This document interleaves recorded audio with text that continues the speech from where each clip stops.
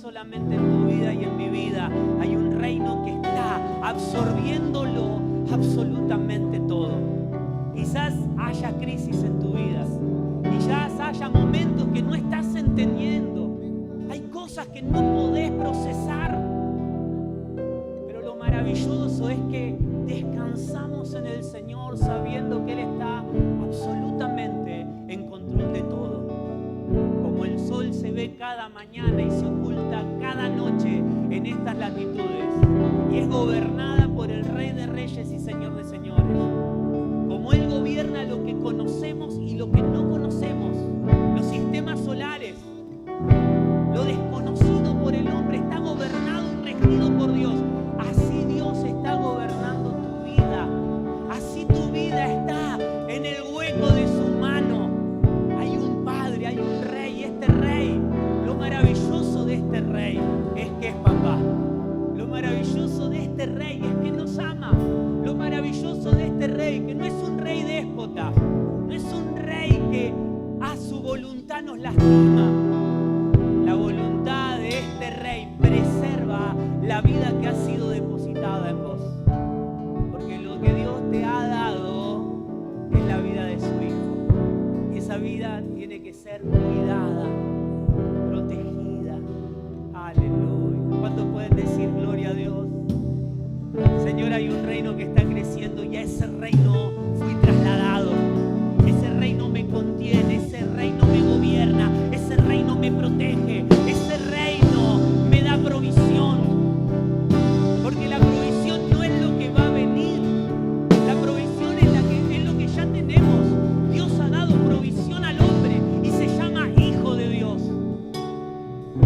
Dios ha dado provisión a la humanidad y se llama su Hijo. Se llama Cristo en nosotros. Es el depósito de gracia y amor que Dios ha depositado en tu vida. Pero este depósito tiene que ser cuidado, tiene que crecer y tiene que manifestarse en tu casa, en tu matrimonio, en tu familia, para los que te conocen puedan comer de esa mesa que servís por gracia y misericordia de Dios. Una mesa de alimento, no una mesa de crítica, no una mesa de destrucción, una mesa suculenta como David hizo con Mefibosé. No le dio una mesa, no le dijo voy a hacer misericordia de aquel que puede llegar a ser mi enemigo el día de mañana. No le voy a dar una mesa, no, lo puso a su mesa. Le dio y comió de su comida. Y esto es lo que Dios te ha dado. La vida de su Hijo en nosotros es una mesa donde el mundo come cada día de la vida del Hijo de Dios. Yo soy el pan de vida. Estas son las palabras de nuestro Señor. Yo soy el pan de vida. Aleluya. Invierta algo de tiempo en saludar a alguien. Dígale, no te pongas tan serio. Qué maravilloso es el entendimiento de lo que nos gobierna, más allá de las situaciones, de las circunstancias que nos tocan vivir. El entendimiento de que Dios está en control absoluto de nuestra vida es maravilloso. Dios nos ha hablado el mes pasado y el anterior sobre el amor de papá, la provisión de papá, en nuestra función de hermanos, cómo manifestar el amor de papá.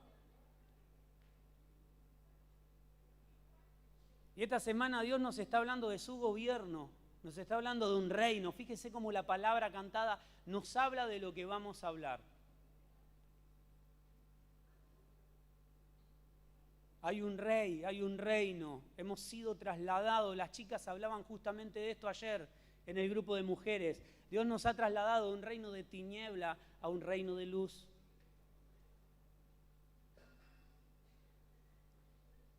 Por favor, no se golpeen. Estoy sintiendo ruidos extraños.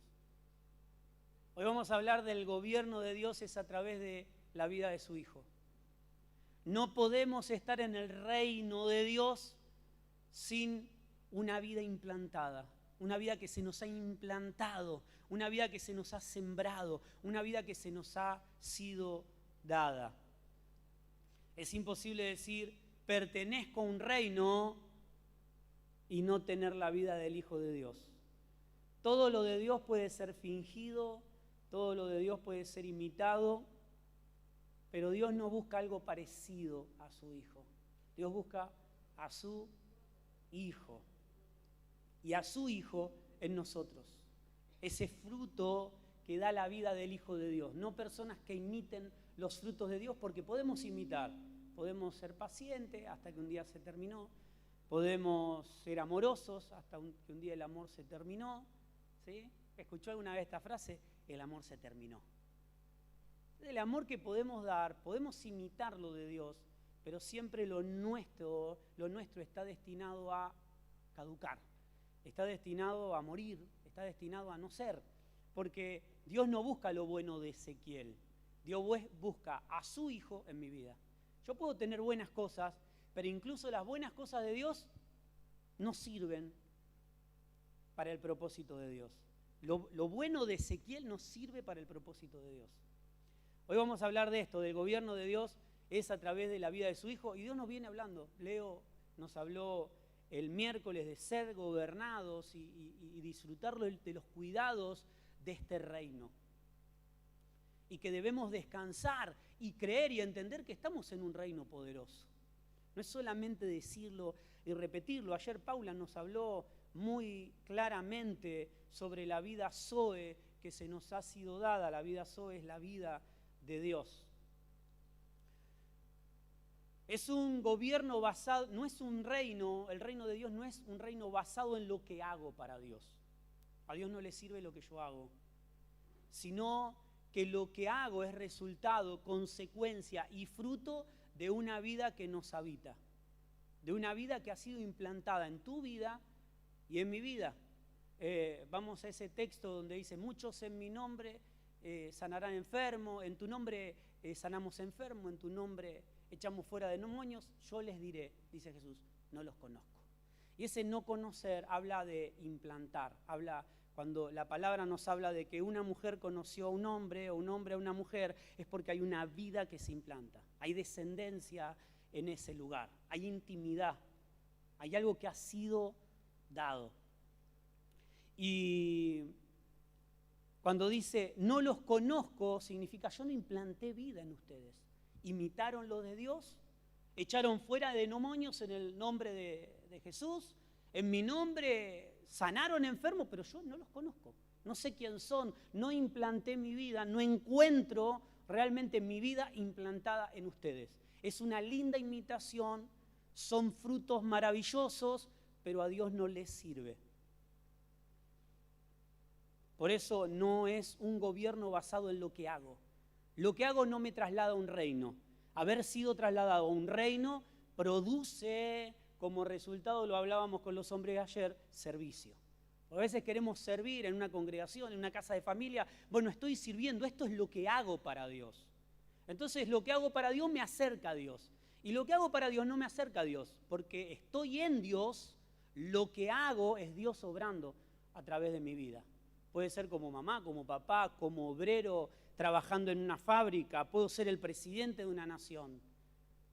Es Dios obrando a través de mi vida. Es el gobierno de la vida implantada.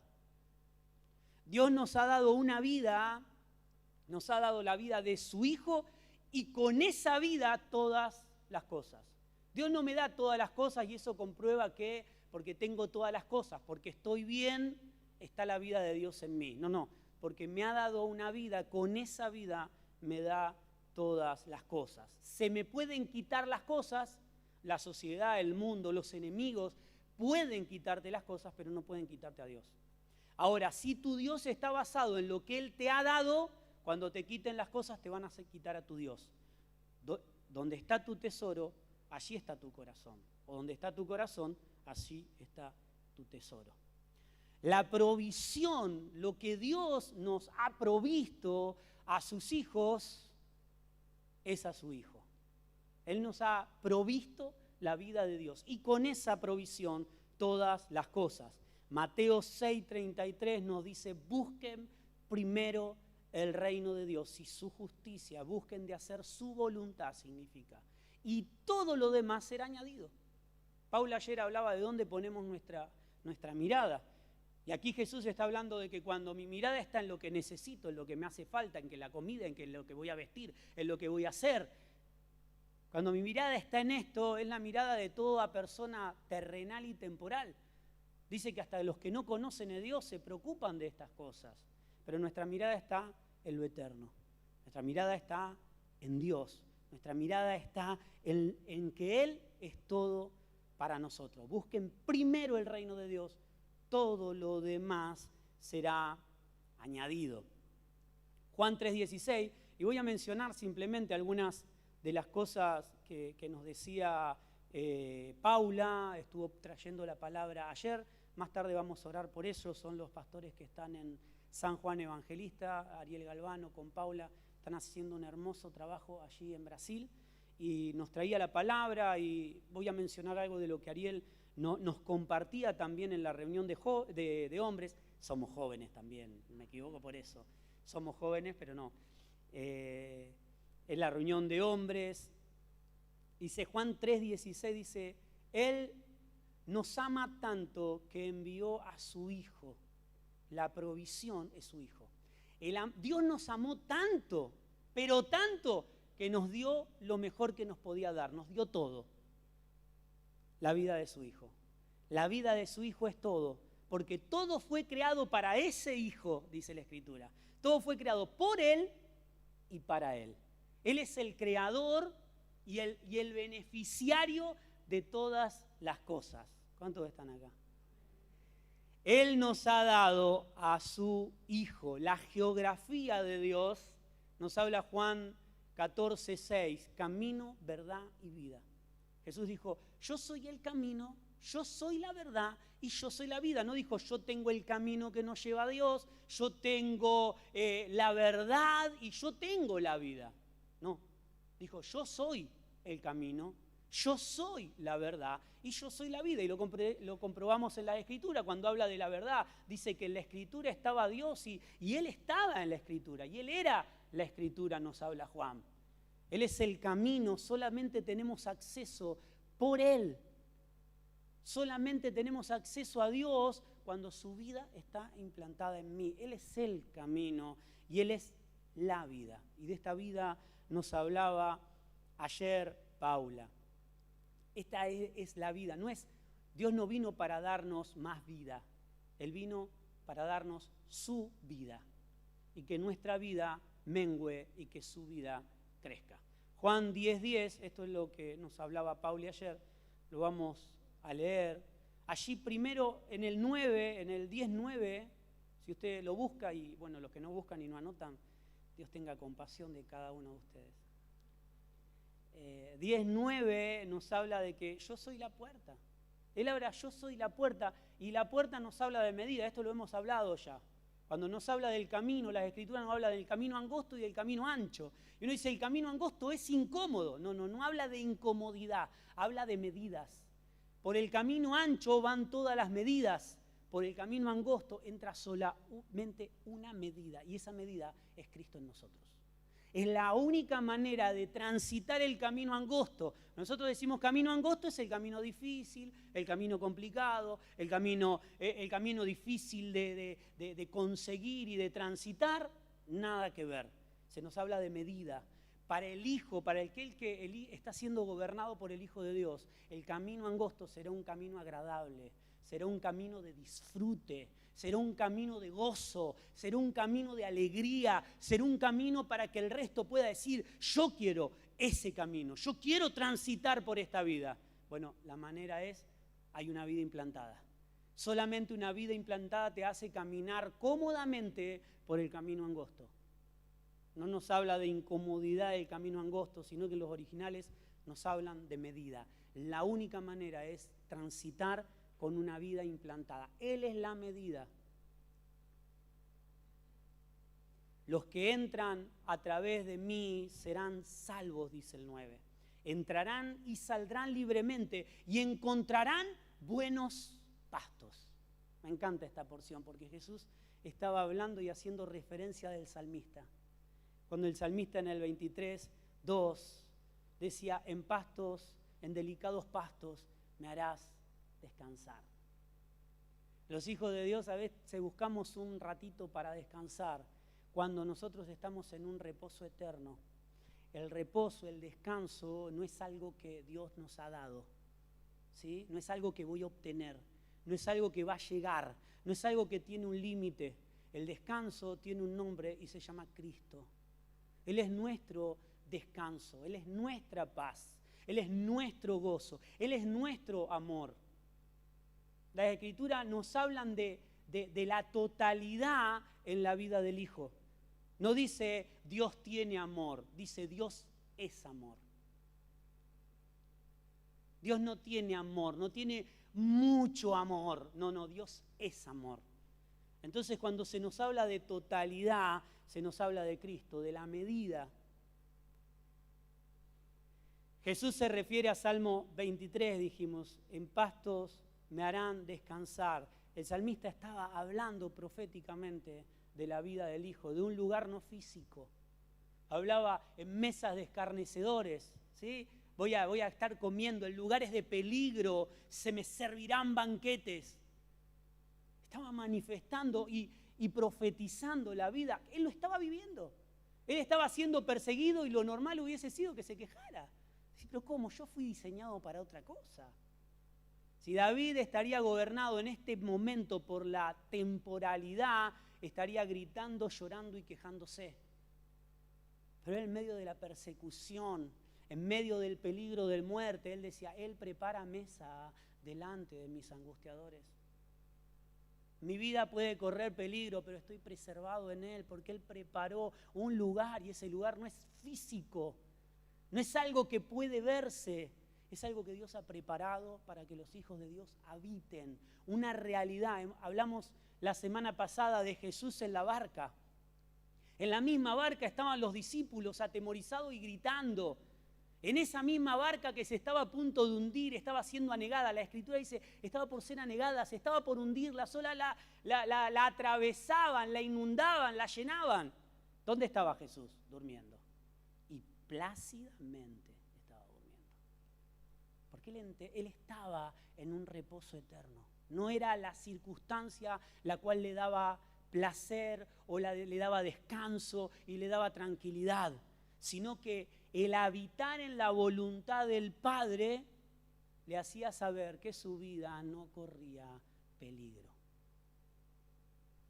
¿Estamos aquí? No importa las circunstancias que te toquen vivir. Hay personas que en tu lugar van a estar desesperados, pero cuando la vida que nos habita, esa vida que se nos fue implantada, es lo que gobierna el exterior. El exterior gobernaba a los discípulos. Estaban atemorizados, gritando y le echaron en cara a Jesús. ¿No te das cuenta que nos estamos por ahogar?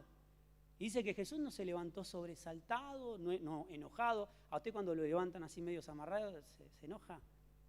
No se levantó enojado. Ya encontró a alguien que lo estoy increpando, que no tenía el cuidado que tenía que tener como maestro.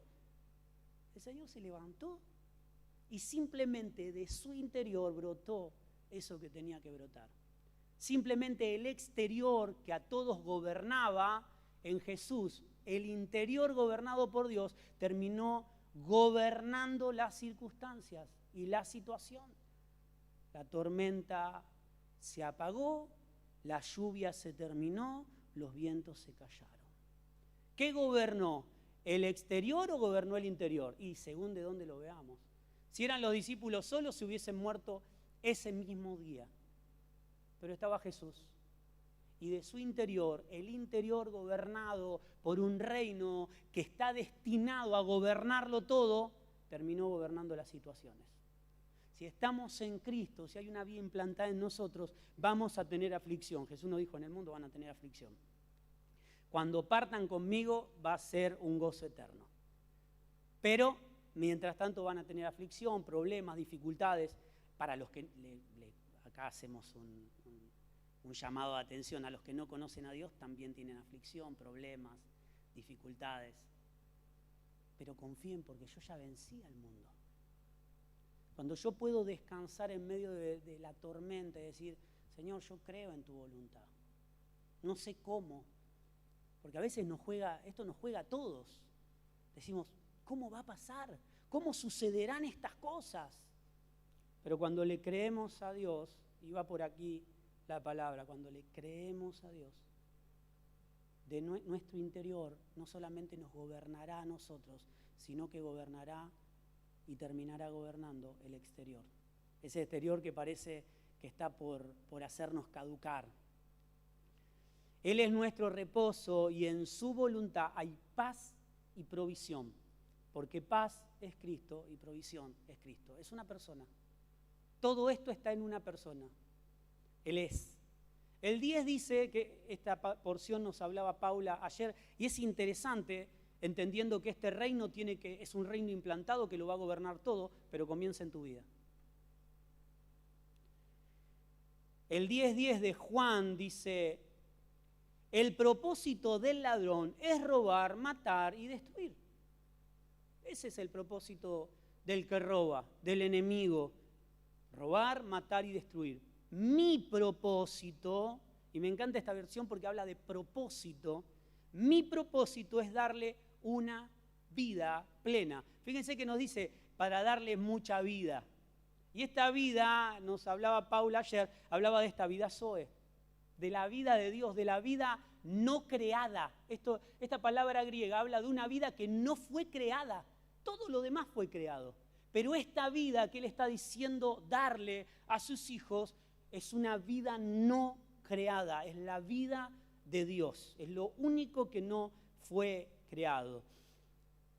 Mi propósito es darles una vida plena y abundante. La vida, nos hablaba ayer Paula, la vida Zoe, la vida increada. Esto es lo correcto. Increada, no está creada, no fue creada, nadie la creó, es la vida de Dios y es la intención de Dios, es implantar su vida, no es darme más vida, no es multiplicar mi vida, es sacar mi vida y poner la suya. Ella nos habló de la vida Zoe, la vida de Dios, y la vida bio, que es la vida creada, ¿sí? La vida biológica. Esta vida nos saca de la temporalidad, nos decía Paula. Él vino para darnos su vida. Las Escrituras hablan y dicen, ustedes son templo del Espíritu. Hay un Espíritu que está diseñado para habitarnos. Nosotros somos templo del Espíritu. Ustedes, lo decimos de otra manera, ustedes son casa de mi vida. Son la casa que conserva y preserva mi vida. Y voy a decir una frase que la hemos escuchado mucho: estamos embarazados de Cristo. Suena complicado esto, pero realmente Dios ha implantado una vida, nos habla de intimidad. No me quiero meter en líos, porque no lo anoté, pero ya lo hemos hablado. Hay un texto, lo hablaba con mi esposa ayer, un texto que ha sido mal interpretado siempre, dice que la mujer se salvará engendrando hijos, ¿sí? Allí por el Nuevo Testamento se les habla a la mujer de esto, pero no habla de embarazarse y tener muchos. ¿Cuántas quieren tener muchos hijos? No habla de esto. La mujer no engendra, la mujer concibe. El engendrar está hablando de una vida, lo vamos a estudiar la próxima, de que está embarazada de una vida. Los originales, mire, creo que lo abrí antes de bajar de la oficina. Y si Dios nos ayuda, se va a abrir en el mismo lugar. No se abrió en el mismo lugar. ¿Qué va a hacer? Acá. Pero será, dice el 15 dice, pero se salvará mediante el nacimiento. Hay un nacimiento que se da en la vida de las mujeres y este nacimiento tiene que ser proclamado y tiene que ser engendrado en la vida de otros. Sigue hablando de una vida implantada. La mujer se salva implantando la vida de Dios en otras personas, siendo una madre para aquellos que van a conocer a Dios, implantando esa vida, no quedando embarazada. Le voy a decir el texto, así lo estudia en su casa. 1 Timoteo capítulo 2, verso 15. Pero será salvada mediante el nacimiento, dice una versión bastante exacta. Si permanece en fe, amor y santificación con sencillez. Nos habla de una vida proyectada, de una vida implantada. ¿Sí? No, yo no los conozco, yo no implanté vida en ustedes. Esto significa intimidad, significa implantar la vida de Dios. Hagamos un paréntesis y no nos ponemos más en problemas. La próxima lo vamos a estudiar un poquito más. Porque a veces se ha usado este texto como a decir, bueno, la mujer que se calle y que tenga hijos. Wow, nada que ver. Ustedes son templo del Espíritu Santo, ustedes son casa de la vida de Dios, ustedes están embarazados de Cristo. Hay una vida que se nos fue implantada y tiene que protegerla. Usted ve la vida de una mujer embarazada donde ya el gimnasio no es la prioridad, comer para estar bien no tiene venía de hacer dieta, está embarazada y se terminó la dieta. Es comer solo lo que le hace bien al bebé. Ay, tomaría esto y aquello, hay algunas que sufren. Ay, tomaría, no puedo. No puedo tomar esto. No puedo comer aquello. ¿Por qué? Porque lo más importante es la vida que contienen. Es la vida que se les fue administrada. Es la vida que tiene que ser preservada. La Escritura nos habla de esto. Estamos embarazados de Cristo. Hay una vida y tenemos que vivir conforme a esa vida. Esa vida nos va a gobernar hasta que crezca, se desarrolle. ¿Cuántos saben esto? Es así, es una vida que te gobierna. Esta vida que se nos ha implantado nos gobierna. Esta vida trae un nuevo diseño. Ayer Paula hablaba de esto, un nuevo diseño. Che, ¿cómo viven las embarazadas? ¿Qué comen las embarazadas? ¿Qué le hace bien a mi bebé? Entonces vas al pediatra y te dice esto. Ah, no te puedo creer. Pero no importa más. La mamá dice, yo no importo más, tiene que estar él. Esta vida tiene que crecer, tiene que desarrollarse. Esta vida trae un nuevo gobierno, un nuevo diseño. Estamos hablando del reino de Dios en esta tierra. Un reino que no te va a pedir permiso para crecer, va a seguir creciendo. O somos parte o no somos parte. O soy gobernado por este reino o no soy gobernado. Si hay algo que Dios nos ha dado es la posibilidad de decirle no a Dios. Esto es tremendo. Pero el salmista ya hablaba y decía, Él cumplirá su propósito en mí. No importa mucho lo que yo piense, Él va a cumplir. Yo le sumo esto, esta versión es una versión media apócrifa y es la de Ezequiel, de por las buenas o por las malas. Él va a gobernar mi vida, Él va a diseñar, el diseño de Dios será hecho en mi vida. Usted construye una casa y vienen de la administración, viene el arquitecto y dice, esto no está bien, esto no está bien, esto no, hay que cambiarlo. No lo voy a cambiar. No hay posibilidad. En Carlos Paz, cuando usted construye, al ser un lugar sísmico, cada etapa de la construcción tiene que ser aprobada. Y si no, hay que tirarlo. No, pero ya lo hicimos. Acá en estas latitudes usted hace y después actualiza, regulariza. Acá se regulariza, allá no se regulariza, allá hay que tirar abajo y hacerlo otra vez. ¿Por qué? Porque es un lugar sísmico. El diseño está hecho para ese lugar. Dios ha diseñado una vida que se implanta en nosotros y crece conforme a su diseño. Así como el cielo también gobierna la tierra. Jesús habla en Mateo 6:10, cuando les enseña a orar a sus discípulos. Sea hecha tu voluntad en el cielo, también en la tierra. O como en el cielo, dicen algunas versiones, también en la tierra. Podemos hablar entendiendo qué significa cielo y qué significa tierra, entendiendo que tierra significa temporal y cielo significa eterno. Se ha hecho como en la eternidad de Dios, aquí en lo temporal. ¿Qué significa esto? Que la eternidad gobernará lo temporal. ¿Quiere que volvamos a la barca? Algunos no quieren volver. Si volvemos a la barca, en la misma pequeña barca, los discípulos estaban gobernados por lo temporal. Y lo temporal los iba a llevar a la muerte. Pero en Jesús estaba diseñado, estaba proclamándose lo eterno. Y lo eterno terminó gobernando lo temporal. ¿Cuántos entienden esto?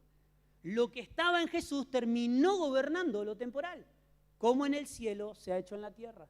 Como estaba dentro en Jesús y en la voluntad de Dios terminó gobernando la situación, las circunstancias, la tormenta se cayó, la lluvia cesó, porque lo eterno gobierna lo temporal.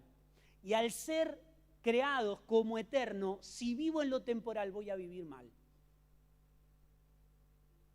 Pero cuando aprendo, cuando entiendo, cuando aprendo a conocer más a Dios, cuando mi deseo es conocerle más, comienzo a vivir en lo eterno. Y mi vida cobra sentido.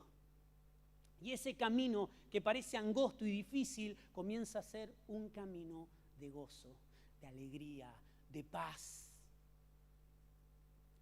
Así como en el cielo sea hecha en la tierra, sea hecha tu voluntad. Se nos fue implantada una vida porque sin ella es imposible vivir en su voluntad. Anote esto, aunque sea mentalmente. Si no tenemos una vida, podemos intentar vivir en la voluntad de Dios sin que haya una vida implantada.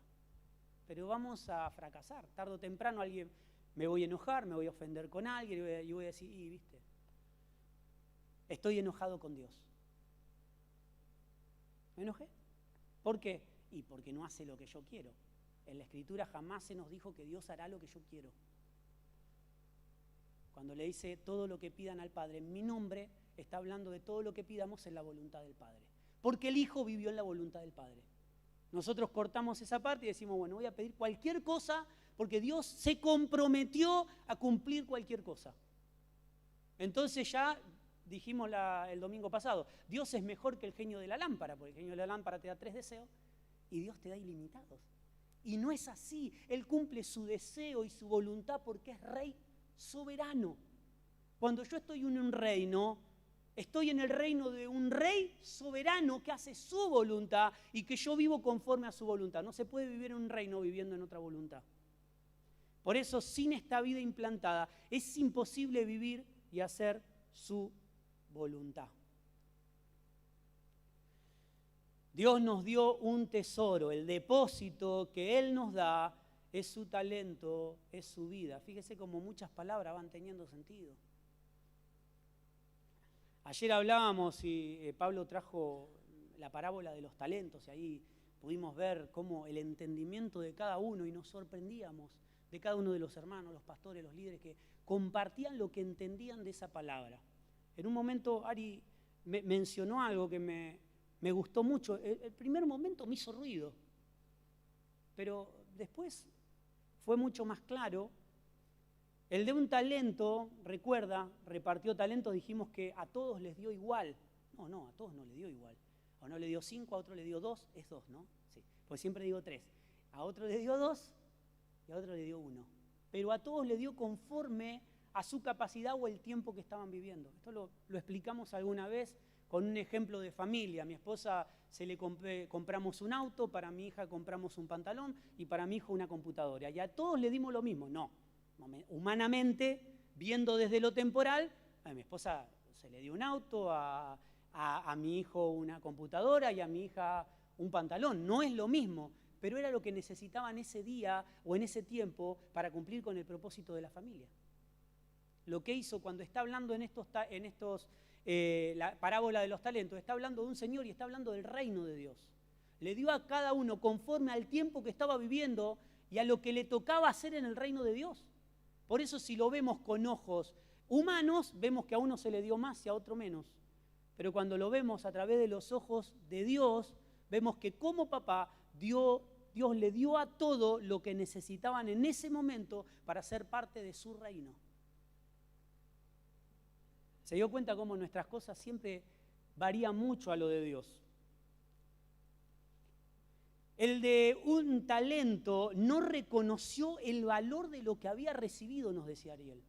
Dice, posiblemente este hombre lo ocultó y tuvo miedo porque interpretó que el rey o el señor le dio para él. Era suyo lo que había recibido. Entonces, cuando es mío, me lo pueden robar. Y si me roban, lo pierdo. Y no lo tengo más. ¿Cómo hago con esto? Ahora, pero los dos primeros entendieron que trabajaban para su Señor. Que lo que les había sido dado era una administración y no una posesión. Ellos no tenían la voluntad de esconderlo o de procrearlo, sino que tenían que hacer conforme a lo que el Señor les había enseñado. Pero quizás entendió que era suyo, tuvo miedo. Por eso decimos que lo de Dios no te lo pueden robar. Si yo pienso que lo de Dios es lo que tengo, cuando no lo tenga, perdí lo de Dios. Y perdí el Dios de las cosas. Pero si yo entiendo que soy posesión de Dios y todo lo que tengo le pertenece a Él, incluso lo material, me lo pueden llegar a quitar. Pero no me quitaron a mi Dios. Porque es una vida implantada. El resto es algo más. Ariel nos decía ayer a los hombres, quizás pensó que lo que le había dado era suyo y tuvo miedo. ¿Cuántos tienen miedo de perder cosas? Lo siento, tiene un pastor un poco terrenal. Yo también tengo miedo de perder mis cosas. El otro día hablábamos de los cuidados de Dios y un papá se acercó y me decía, mi temor es siempre, siempre no poder estar en el momento que mis hijos me necesiten. ¿Qué pasaría de ellos si yo un día muero? ¿Qué pasaría de ellos si yo un día no los puedo cuidar? Y el entender que Él está en cuidado, no solamente de mi vida, sino también de mis hijos. Yo les puedo faltar a mis hijos, pero Dios va a cuidar de ellos. ¿Cuántos están acá? Dios va a cuidar de ellos. Porque lo que tengo no es mío. Yo no crío a mis hijos como yo quiero. Yo los crío en la voluntad de Dios porque entiendo que no es mi administración, pero es lo que Dios me da. No es lo mío, mis hijos no es lo mío, mi economía no es mía, Dios me la ha dado para administrarla sabiamente. Mi familia no es mía, la administro sabiamente y todo lo que el Hijo de Dios administra no le pertenece. No como si yo me lo gané, trabajé por eso, sí, pero Dios te lo ha dado. Entonces cuando entendemos que Dios no lo da, Él cuida de esas cosas. Y si algo me es quitado, si era parte del propósito de Dios, Dios lo va a volver a reponer. Porque descanso en que nada me puede ser quitado, ni la salud, ni la vida, ni mi familia. ¿Por qué? Porque estoy en ese descanso. En delicados pastos me harás descansar. Estamos en reposo constante los hijos de Dios cuando entendemos que Dios no me dio algo que es mío y yo lo administro.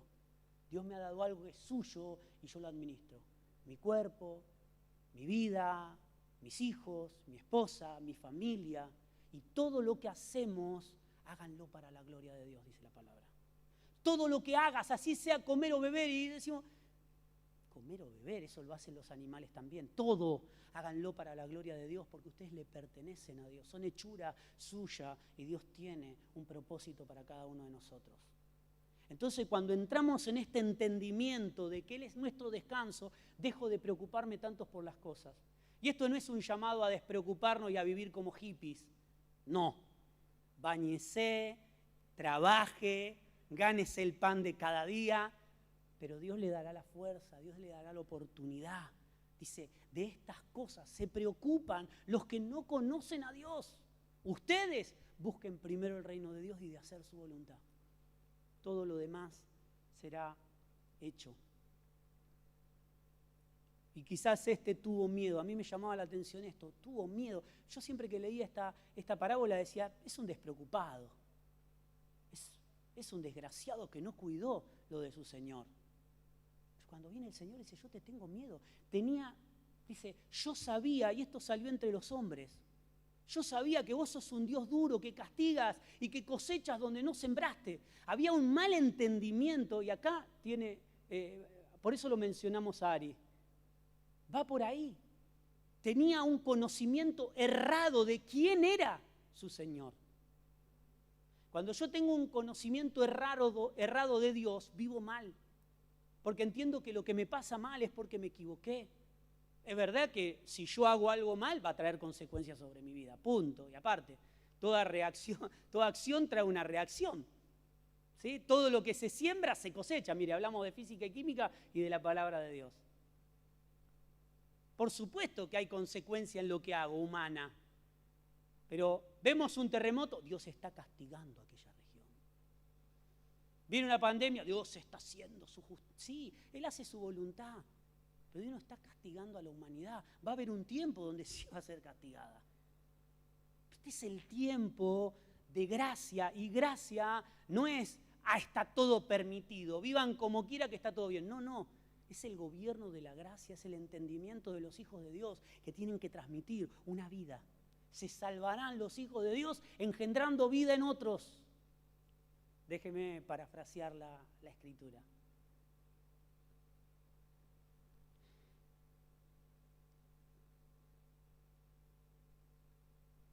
Ahora, cuando entendemos que Dios es todo, no tememos, porque Él cuida de, estoy acentuando mal las palabras, Él cuida de lo que le pertenece. No tenemos miedo. Segunda Timoteo capítulo 1, verso 7, quédese tranquilo, estamos terminando, igual sigue siendo una prédica corta. Ayer nos mató Paula, predicó 20 minutos y nos quedamos todos con ganas de más. Dijimos, ¿y ahora cómo hacemos para predicar menos? Nos metió en un problema, porque dijo todo lo que había que decir en 20 minutos. Nos quedamos todos, pero que siga un poco más. Segunda de Timoteo, capítulo 1, verso 7. Pues Dios no nos ha dado espíritu de temor y timidez, sino de poder, amor y autodisciplina o dominio propio, dice.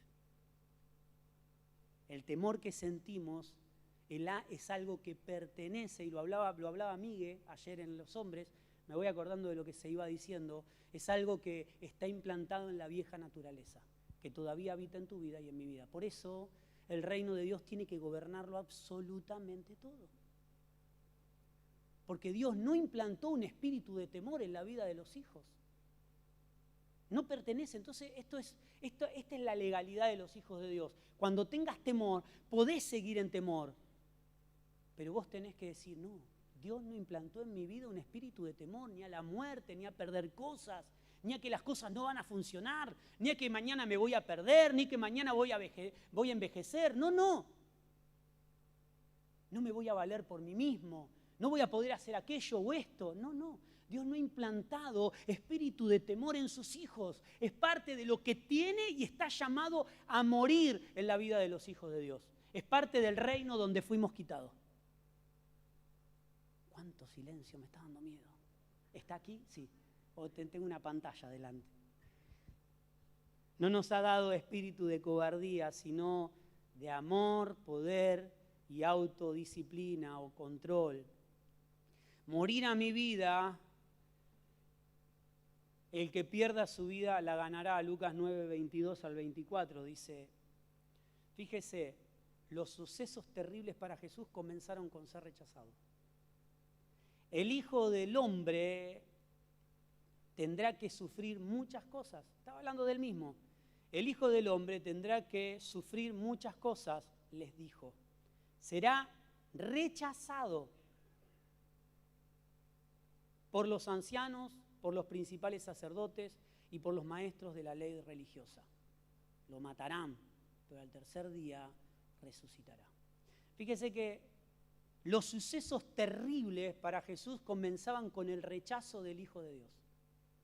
No dice, no, lo terrible es la muerte. No, no, no. Comenzó con el rechazo de los hijos de Dios. Los hijos de Dios rechazando al Salvador.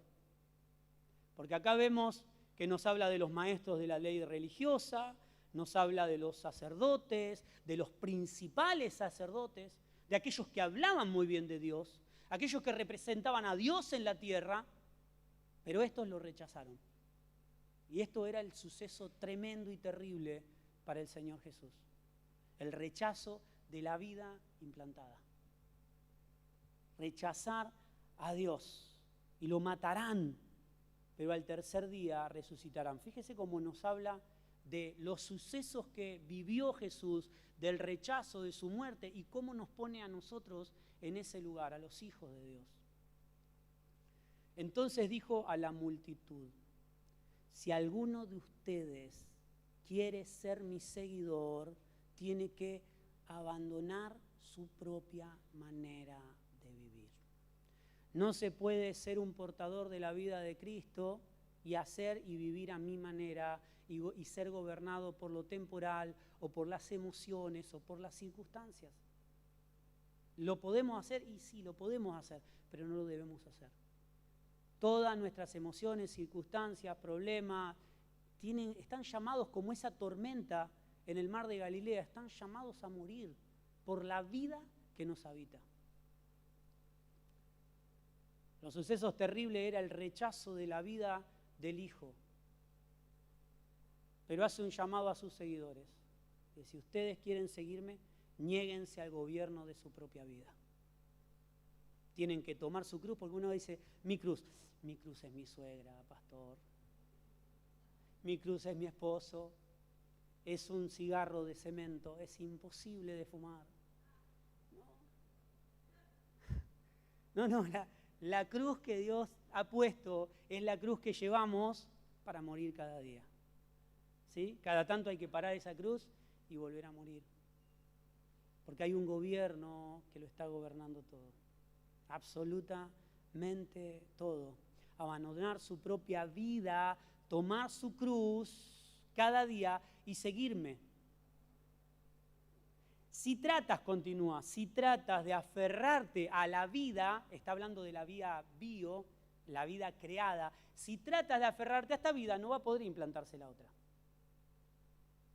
O vivimos gobernados por la vida bios, o somos gobernados por la vida Zoe, la vida de Dios. Si te aferras a esta vida temporal, la perderás.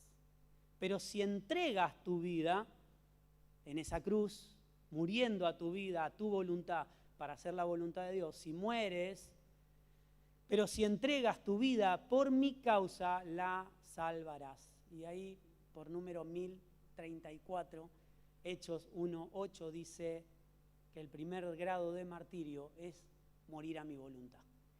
Recibirán poder para hacer mi voluntad. Recibirán poder para vivir a mi manera. Recibirán poder para expresar la vida del Hijo de Dios. Recibirán poder para hacer mi voluntad y no la suya. Primer grado de martirio, de mártir, es morir a mi voluntad. Y allí nos habla, leemos el texto completo, dice, pero recibirán poder cuando el Espíritu Santo haya venido sobre ustedes. Hay una implantación de la vida para vivir en el poder de Dios y poder hacer su voluntad. No puedo hacer, vamos para atrás, no puedo hacer su voluntad si la vida de Dios no fue implantada por medio de su Espíritu. ¿Sí? Pero recibirán poder cuando el Espíritu Santo haya venido sobre ustedes y me serán testigos. Estos testigos hablan de mártir. Morir a mi voluntad para que el mundo podamos ser cartas leídas, para que el mundo pueda leer a Cristo en tu vida y en mi vida. Fíjese cómo todas las palabras van cerrando, las que hemos recibido por los distintos pastores. Sobre ustedes, y me serán testigos en Jerusalén, en toda Judea y en Samaria y hasta lo último de la tierra.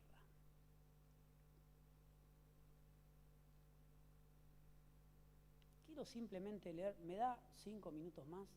Estamos temprano, son 1:30. 5 más, 10 más. Vamos a... No mienta. No, quédese tranquilo, no miento. Que alguien me arroje algo a los 10. Amén, gritaron de allá atrás. Pobre de vos, si vuela algo del costado, ahí vas a saber lo que es perder la vida. Hablamos de una vida implantada. María y el reconocimiento de la vida Zoe recibida. No lo quiero dejar para la próxima vez porque no va a quedar libre ahí, no lo vamos a poder completar. Lucas capítulo 11, verso 26, y leemos algunos versículos, nada más, se lo prometo. Y 30.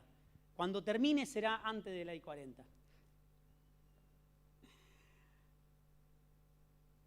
Yo sé que no tengo que decir esto porque usted ya ve la hora, pero bueno, no importa. Quiero hacerlo sufrir un poco también.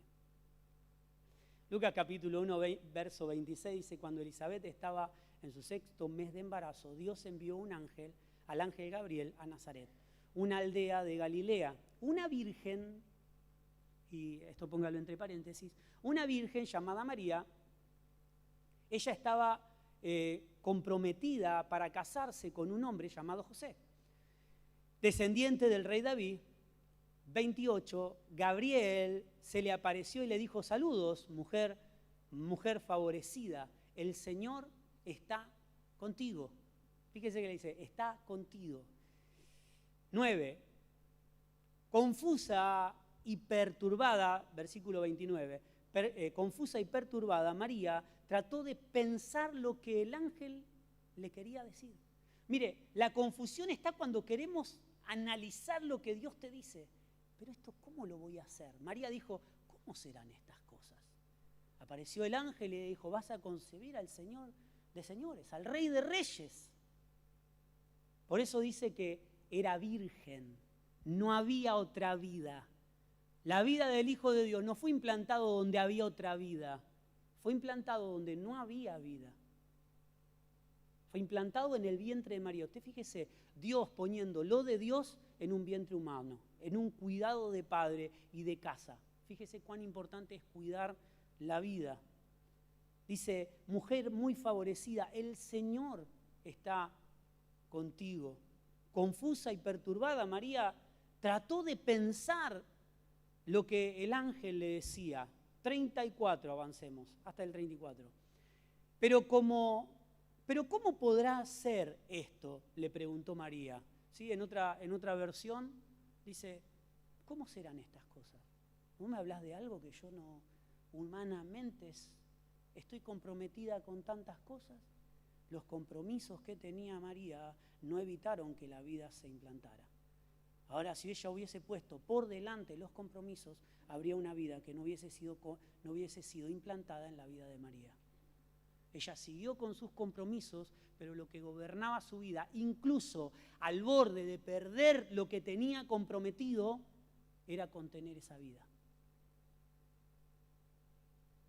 Nunca estuvo en juego el decir, bueno, pero yo tengo un compromiso, esto no puede pasar. Los compromisos estaban, los compromisos se podían caer si no había un entendimiento de la vida que fue implantada en ella. Sin embargo, ella siguió adelante. Pensó, no lo entendió y después de que se le dijo volvió a decir, ¿cómo serán estas cosas? Pero el no entendimiento de María de cómo iban a ser todas esas cosas que tenía por delante, cómo le explicaba a su esposo que estaba embarazada, cómo le decía que era el Salvador del mundo, cómo le decía que había sido el Espíritu Santo. Nunca estuvo en juego el compromiso, nunca estuvo en juego la vida. El compromiso podía caerse, pero ella entendía que había sido una vida implantada. Los compromisos estaban, pero los compromisos no gobernaron su vida. ¿Cuántos tienen compromisos?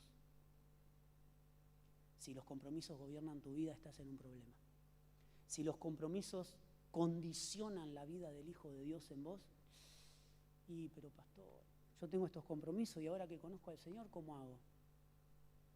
O seguirán los compromisos o se caerán los compromisos y Dios te dará otros compromisos.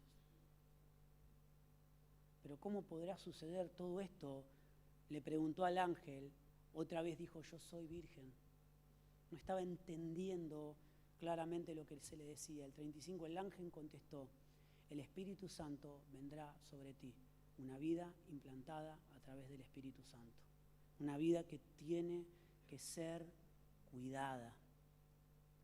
María respondió, soy la sierva del Señor, que se cumpla todo lo que me has dicho acerca de mí.